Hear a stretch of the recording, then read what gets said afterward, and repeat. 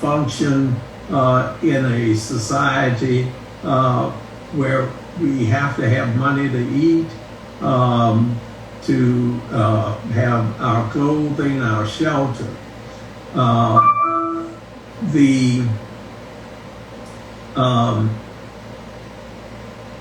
The world of money teaches you how to live in the world. Those of you that are interested in going into business, you can make money. You may have the CFA. Everyone knows what the CFA franc is. That is your currency in Western Africa, Francophone Africa. I live in the States.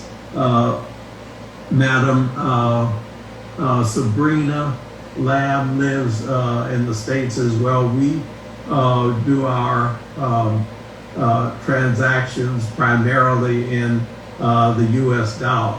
But the CFA franc, which I lived in Abidjan, so I lived in what we call the Francophone zone, and I visited Dakar and Senegal on many occasions. A beautiful country, a country where when I went to Gorée Island, I was touched beyond very few things that have ever moved me to that extent. When I stood in the door of no return, Gorée Island is a place where all people of the African diaspora should visit. That is the Mecca, if you will, for the African diaspora. A couple of points that I'd like to share with you is, and it was a part of my life, I'm sharing it, so it will be hopefully a part of yours. The first thing, regardless of what you want to do, if you want to be a doctor, if you want to work to be in government, whatever your mission is in life, you first must set your goals. You must determine what you want to be. Now, in determining, that's one thing. You can determine that I want to be this, I want to be that. But the most important thing is that you want that because you enjoy it. Because when you enjoy something, you are all in, you participate, you decide daily that you're getting up to go and do what you enjoy doing. And in life, you want to have fun. You want to and do good at the same time. And in setting your goals, you have to prepare yourself for meeting those goals. And in certain areas, you have to have internships. Others, intern meaning if you take a trade, you must learn that trade and possibly be an apprentice. If you want to be a doctor, you have to prepare yourself in the sciences so that you can go to medical school. I have a grandson who's a little younger than you all, and he wants to be an astronaut. And the thing that I tell him constantly is you have to prepare for those goals that you have, obsessions, if you will.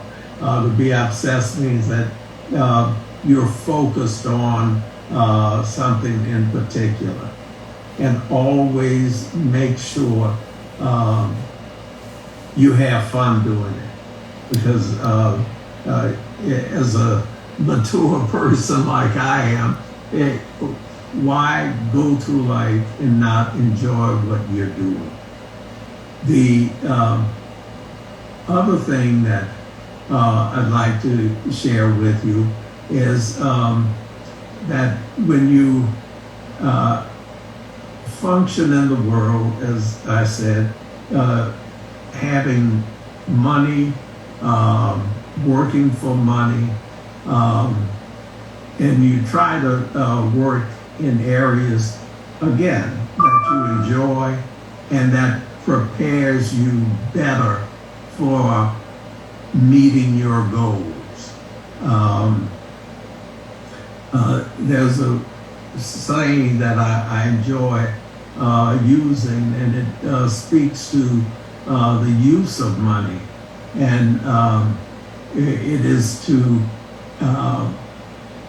as written by a poet, Henry Joyce, and he says that money is allows you to have those things that you wish to have, that you enjoy, and that is so true. Money just to have it, and a little later in school you read about a man named Silas Marner. Silas Marner accumulated a lot of gold, and all he did was accumulate, and he didn't enjoy it. He didn't spend it. He didn't invest it. But he was not like Mansa Musa. Mansa Musa, wealth was tied into gold. And he left Timbuktu and went to Mecca. He had a caravan to Mecca, and he brought soldiers, servants, his people to assist him, cooks, he had everybody, so that all along that long journey from Timbuktu to Mecca, he had everything he needed. And the going back to the principle of money and why you're studying about money and how to function with it, you learn your lessons and learn them well. You may not all want to go into business, or may not all want to be investors, investment professionals, but you may want to be a banker. And in a very short time, in 11 minutes, the head of the Federal Reserve Bank of the United States is making an announcement on the interest rates. You're going to need to know in life interest rate and how it affects your money, and how you want to look at the return you receive on your money if you invest it. Albert Einstein, the great genius and physicist, said that the most powerful thing in the universe is compound interest. And I want you to look up compound interest and see what happens when you take even a small amount of money and you have your interest work for you. Many years ago, I learned that money was a noun. And when I became a stockbroker, I handled the investments for my first grade teacher who taught me how to read. And I told her, I said, Miss Lumber, you told me the wrong thing. You taught me the wrong thing. You told me that money was a noun and person, place, or thing. But money in reality is a verb, which means it works, it moves. So think of money always as a verb, and make sure you work for your money and have your money work for you too. And that's really my lesson for today. It's a pleasure. For several years, I would teach one course a semester on the university level. And I just wanted to have that attachment to young people that are launching their careers. So it is important that you work hard, learn these lessons that you are taught in World of Money. Ambassador Doley, I will share with you soon, but all of our moguls, we have Peyton. She's from Louisiana. She's here, and you're a native son of Louisiana, right? Yes. And then... What part of Louisiana are you from? Peyton? Peyton. I'm from Lafayette. Lafayette, okay. I know Lafayette well. And then our other students are from Senegal. They wrote essays on how they can, create value for their country. So I will send those to you for your enjoyment. But we have about 7 minutes left. So let's open the floor, and can't take everyone's question, but does anyone have a question? If you could put your question in the chat, okay? Put your question in for Ambassador Harold Doley in the chat. What is your question? What would you like him to answer for you? And Peyton, I'm a graduate of Xavier University in New Orleans, and I taught at Southern University. I taught money and banking and mathematics of finance, as well as economics. So Basaru asked, where do you come from? Ambassador Doley he's a native son of Louisiana from New Orleans. Who has another question? What job do you do? As one of the richest men in the world, who's Nigerian, finished from Southern University in Baton Rouge, Louisiana, and received his MBA from University of Louisiana in Monroe, and he founded Zenith Bank in Nigeria, and he is listed as one of the multi-billionaires, wealthy, self-made man, self-made person. Yes. Achutos asked, what was the most challenging part of your journey of getting a seat on the New York Stock Exchange? Whoa. And I'd like to expand upon it. Becoming a member of the stock exchange was very notable to me in that it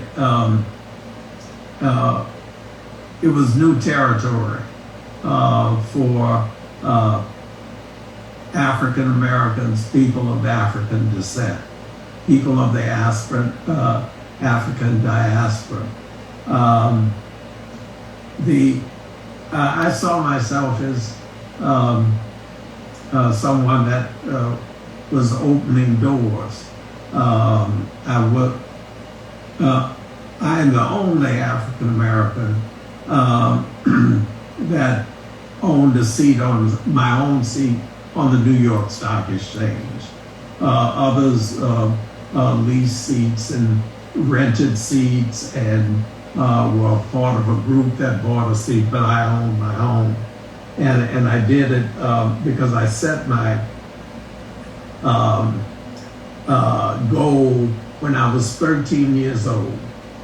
I visited Wall Street and I said I wanted to be a member of the stock exchange. I found out what it meant and the influence that had on the world. Every day when you turn on the news, they give you the results of the stock exchange. That's being, if you will, at the center of the universe. Excellent. Two remaining questions, and then we do need to wrap. And we appreciate Ambassador Doley for being with us here today. What would you say is who inspires you, Ambassador Doley? And what is your money mindset? What kind of are you an investor? What's your money mindset, and who inspires you today? Well, last question first. I'm inspired by young people. I'm inspired by my grandchildren. I'm inspired by those that are still opening doors and making things happen. My money and investment mindset is to be, and I've been a venture capitalist, as you noted, a New York Stock Exchange member, investment banker. At the African Development Bank, I represented the U.S. When it first became a member. The other multilateral development banks were created after World War II, and you had the World Bank, the IMF, the Asian Development Bank, the Inter-American Development Bank, but there was no one bank created for multilateral, meaning multicultural, multi-country institution. So the Africans created their own. And today that bank is the largest because it African or African diaspora owned and controlled financial institution in the world with assets of over $200 billion. Wow. Wow. Well, we could spend all day, several days with you because we have a million questions, but unfortunately time is not our ally. But could everyone unmute and give a warm applause of thank you for Ambassador Harold Doley? Thanks. And thank you. I appreciate you taking the time to spend this with me. Thank you so much. Good. Thank you for being an inspiration to us all. You're welcome. You're very kind. My pleasure. Thank you. Have a good day, Ambassador Doley. Thank you all. All righty. All right, moguls. Thank you so much. So the moguls teachers the moguls go back to your classroom so that your so Chike and Ajanai can end your day, and then your classroom leader Amaraya will wrap you up for the day. Okay? So moguls, go back to your classroom. Go back, moguls, go return to your classroom. Moguls, return to your classroom.